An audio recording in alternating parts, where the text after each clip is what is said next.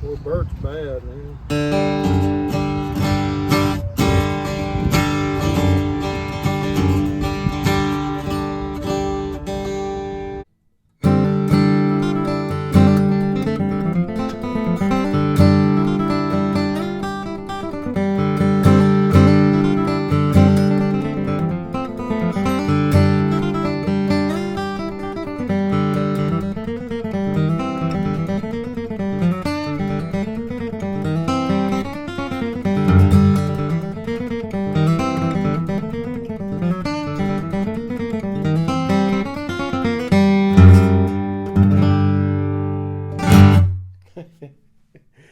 Howdy, folks. Howdy. Shawn Brock here with you once again. The big day has arrived. Actually, it done went past, but you wasn't there with me.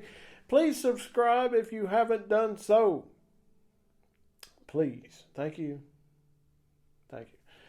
So, here it is at long last. I ordered this guitar back in September of 2023.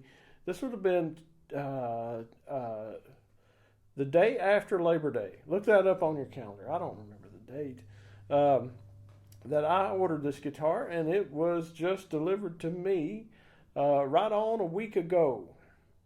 Well, by the time you see this video, it'll be 2 weeks ago at the Wayne Henderson Festival, the 30th annual. And what we are talking about here is one that a great many people are going to be interested in, I think. This is the Joshua Young D18 Shawn Brock Special. Ringing away. Right as I speak to you, ringing away. And we have it. There's a ton of specs. I'm going to put that in the description box. Of course, we'll run it down at the end of the video. If there has ever been a better D18 in my hands, I don't remember it. And if you're interested in Joshua Young's guitars, see the description box along with the specs. I'll also put his contact info, his website, his number, all that. You can get in touch with him, get on his list that's growing. It's close to 3 years now. So you can get on or contact him and say, hey, if somebody drops out, can I get on the standby or whatever? Because this dude is going places that very, very quickly. And here's why. Take a listen to this. Shawn Brock Special D18, Joshua Young, Rock Island, Tennessee.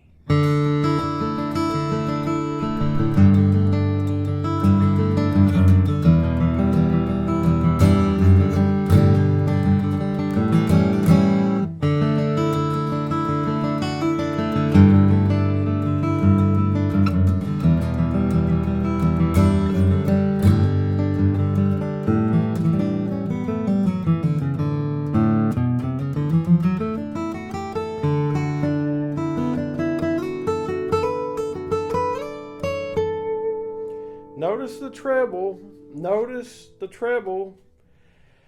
Beautiful, lush, fat. Fat like me, but beautiful, unlike me.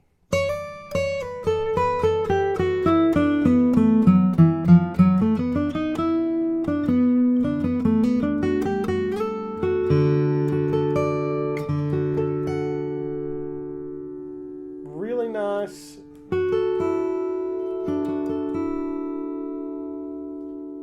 Blend, just beautiful.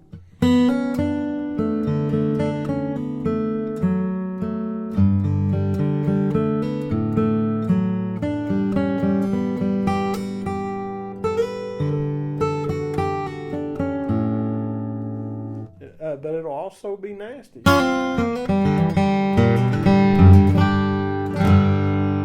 Real nice balance throughout.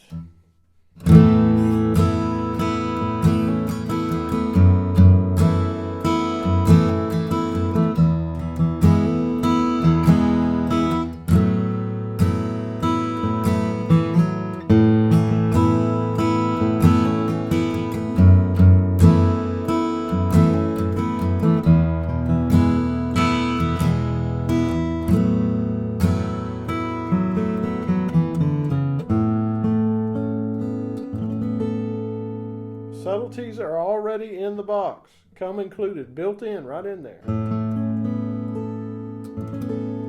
It's like buying a Windows computer. It's got everything on it. I'm a Mac guy myself. That's why I quit buying Windows computers. But no offense to anybody at Windows. But you know, on a guitar, I do like it when everything's in the box. Check out the bass on this guitar.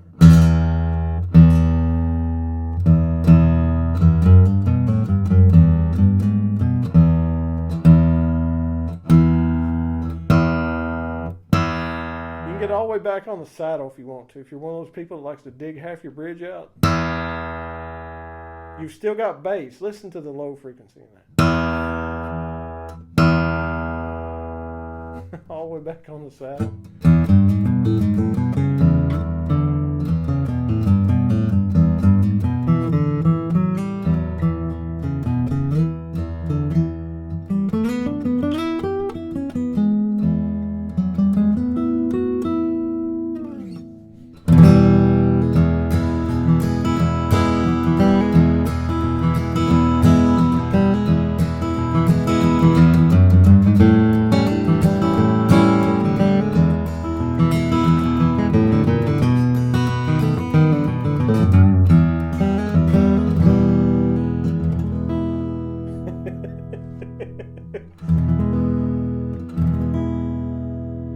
Just that treble E to pop out. You can do it. You got that much control. Whoa. Too much control for me. I can't handle it.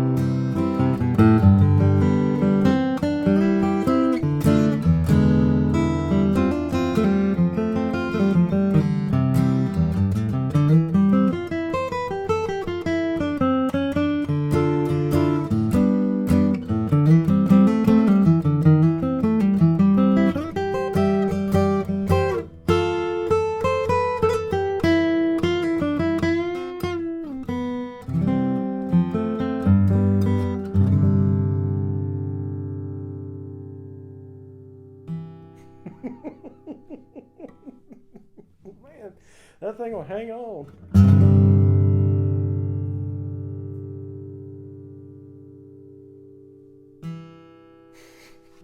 Strum a G chord for you right quick.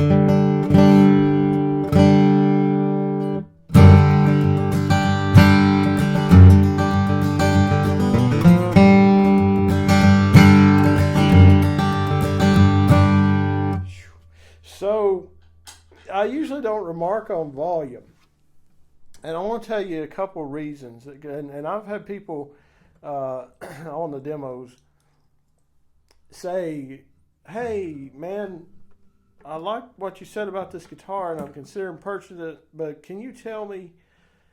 You didn't mention nothing about the volume," and that's usually true. Very rarely do you hear me speak about volume on these videos. And that is because we're typically speaking, we're living in a time where most modern makers make a guitar that volume is not an issue. If I buy such and such a guitar, I'm gonna get covered up. We're not really living in that day and time. So I usually speak when there's a lack of volume. Is when I'll say something about. And I don't say it to degrade the instrument, you know, just because it don't have to be something that screams at you or something. But sometimes I'll say, this guitar doesn't cover your vocals up or something like that, or, you know, it blends in nice, meaning that it still has ample volume, but it doesn't override you. And now that is not the case with this guitar. This guitar, when I do speak of volume, it is because there's an extraordinarily instance of volume being very high, and that's something that Joshua strives for and obtains. Absolutely. At Wayne's, I don't know, at times I was jamming with 10 people, and 5, 6, 7 guitars, and I never had to play hard. I never had to play hard. And these things are absolutely ate up with volume, and all the volume in the world is great, unless you there's some things you still got to have tone though. I love volume, but I love tone. I can't stand all volume, no tone. And man, the tone on this thing is just killer. Key of A.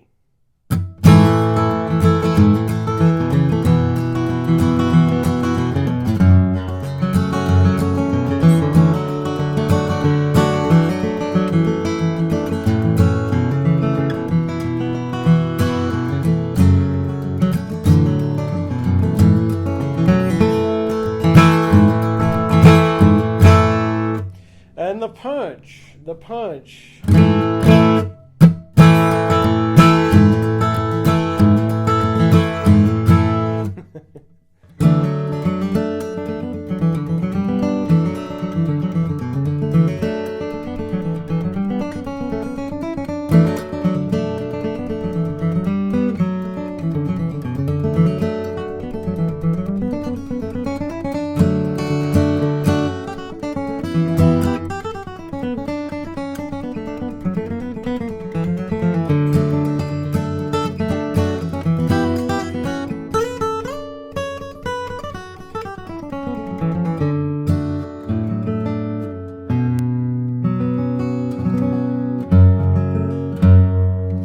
Bass follows you right on up the fingerboard. It's not exclusive to when you're uncapoed.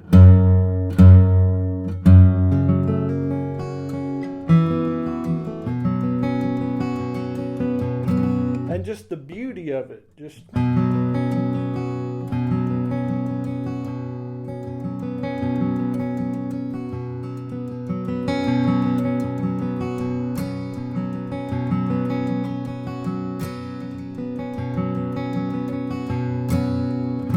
tranquil.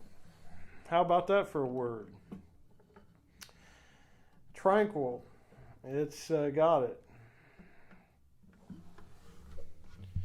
B flat.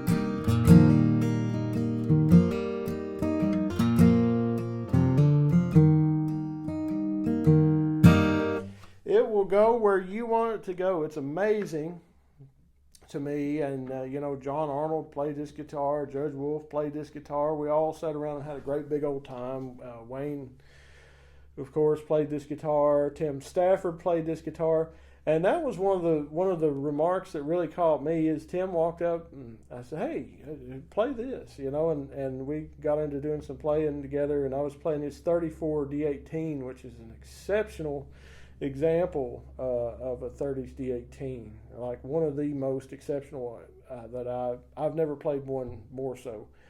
And he said, what your guitar reminds me of is my 34 when I've actually changed the strings on it, because he was going around with some dead strings on that day.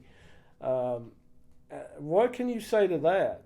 What can you just say to that? And then, man, everybody was just wowed over this instrument.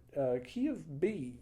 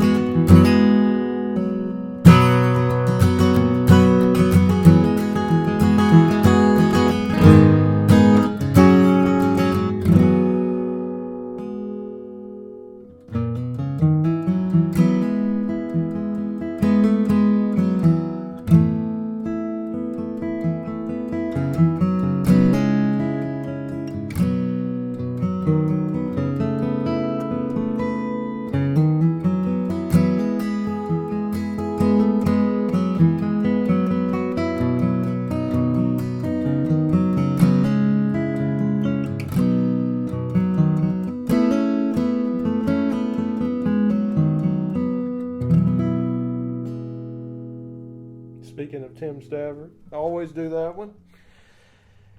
Oh man, this thing is a recording machine. It's very diverse too. You know, sometimes when you get a guitar that's really good for bluegrass, it might have a little too much this or that in the spectrum to where when you are recording other genres, you don't necessarily always use that instrument. You're a little bit buttonholed by it, and then that's not the case. This is a very, very diverse instrument. Very diverse. 5th fret.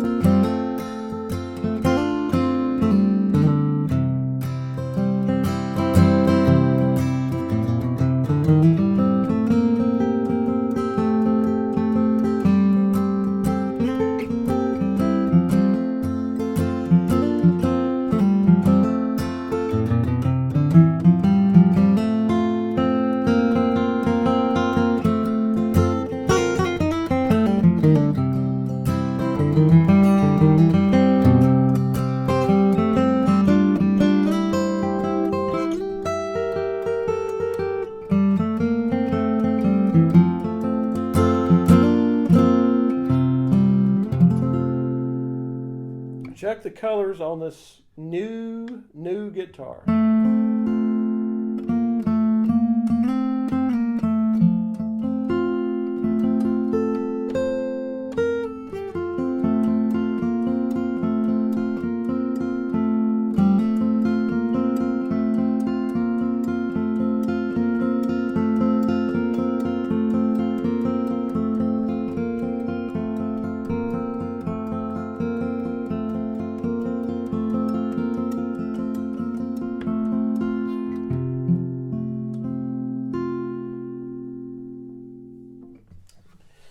Sounds like one of those big old old-time arch tops when you really get down and want to play mellow on it.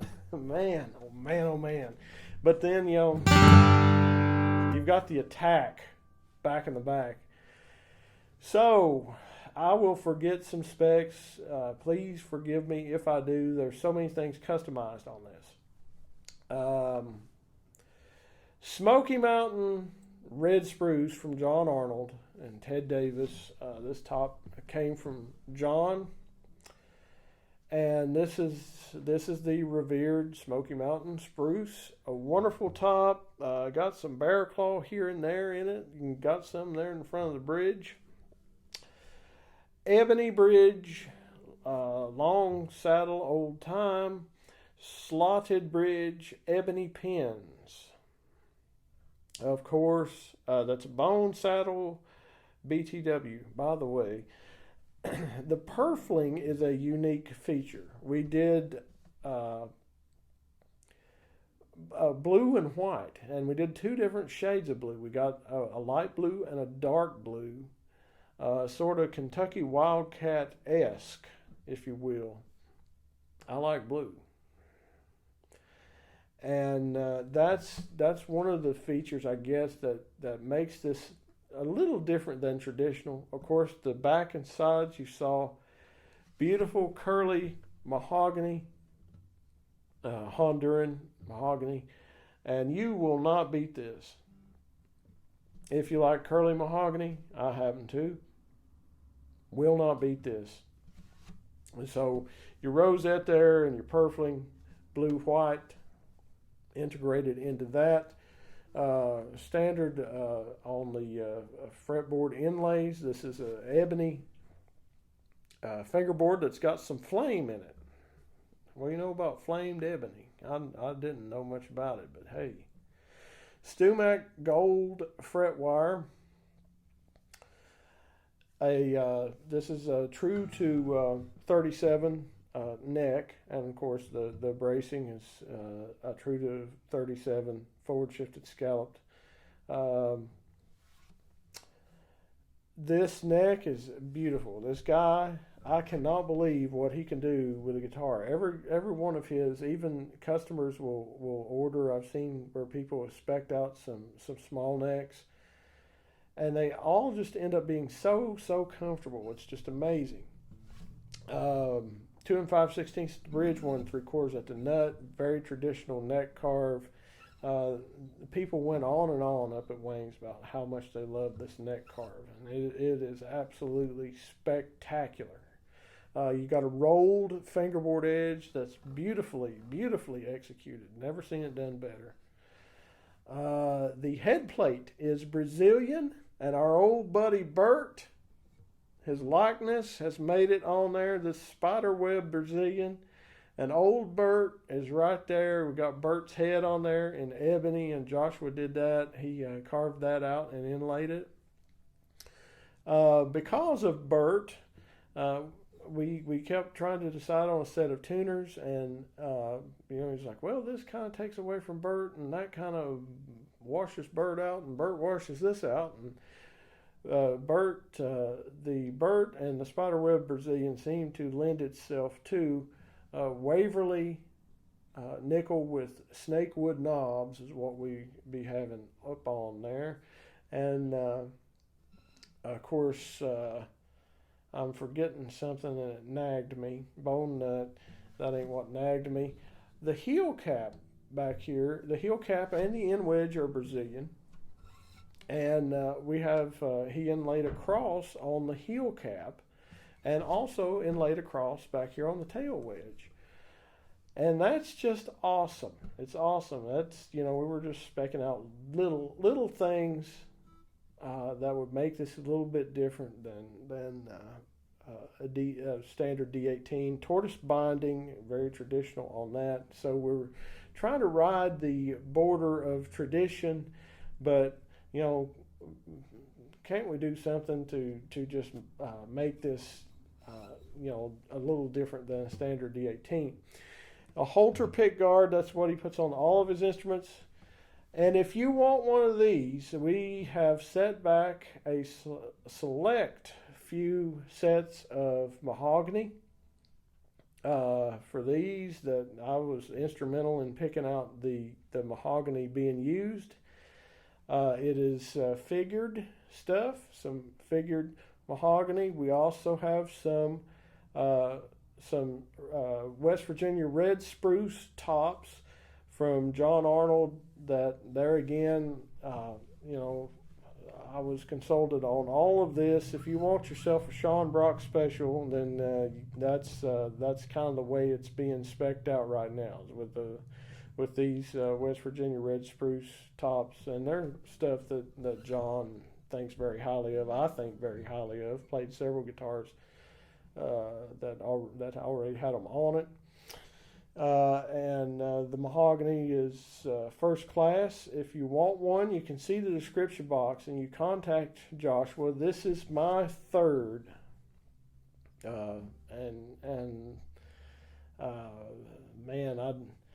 He says, you thought about what we're going to build next year? And I just don't even know. Bound Heelcap. I forgot about that. A bound Heelcap. All the sound in the world. There is not a better sounding D18. Not a better recording D18. Not a better miking D18. This thing just absolutely blew my mind, and